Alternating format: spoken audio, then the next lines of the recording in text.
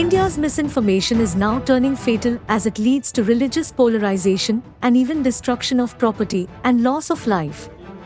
And at the receiving end of this misinformation are India's religious minorities.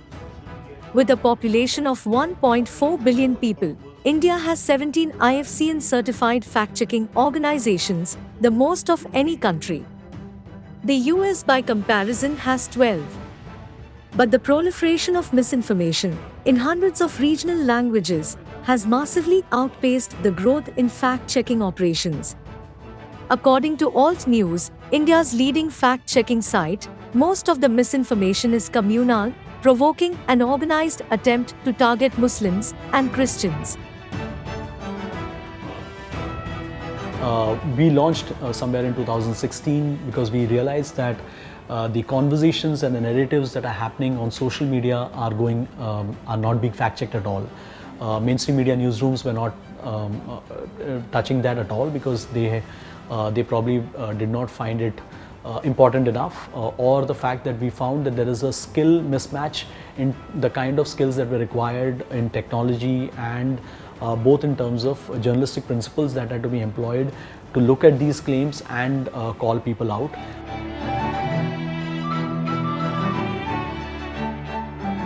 There are fixed modules to a fresh claim every day. Muslim names ascribed to perpetrators of violence, morphed pictures, forged letters, videos circulated with different context, and sheer rumor mongering.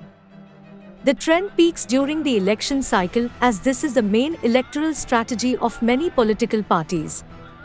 India's election watchdog says it has forced Facebook, Twitter and YouTube to take down hundreds of posts during the country's election. But experts say it is just a drop in an ocean of misinformation that has engulfed voters. But we're now over 700 million plus smartphones in India. Smartphones equals internet equals WhatsApp. So therefore, the pace and extent of communication has gone up dramatically. Equally because of low data costs, which is another factor that has provided and helped the pace of growth or acceleration of growth, is video. And video itself is a big driver of misinformation. The ruling Hindu nationalist Bharatiya Janata Party and opposition Congress Party have thrown armies of cyber warriors into a bitter social media war along with the new entrant, Aam Aadmi Party. They accuse each other of deploying social media dark arts such as automated bots and trolls to bombard voters with messages, fake and real.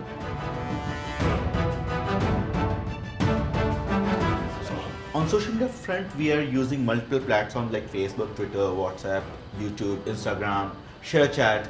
All these platforms are ensuring that the message that we want to put across reaches the audience that we want it to reach. So social media is an important aspect, with the primary reason being that the margin of win or loss is very, very small in Indian elections. So with that perspective in mind, social media is able to change the outcome of elections, and that is why it has gained more and more importance over the years.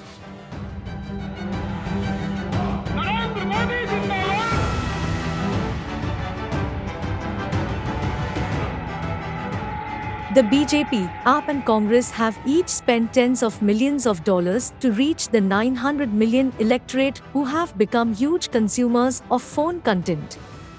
Some 500 million Indians have internet access, with 300 million on Facebook and more than 250 million using WhatsApp.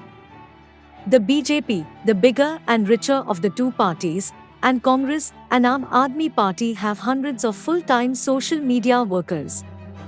Tens of thousands of volunteers back them up by circulating the party's messages on WhatsApp and other platforms. It's really very difficult to tackle every single fake news.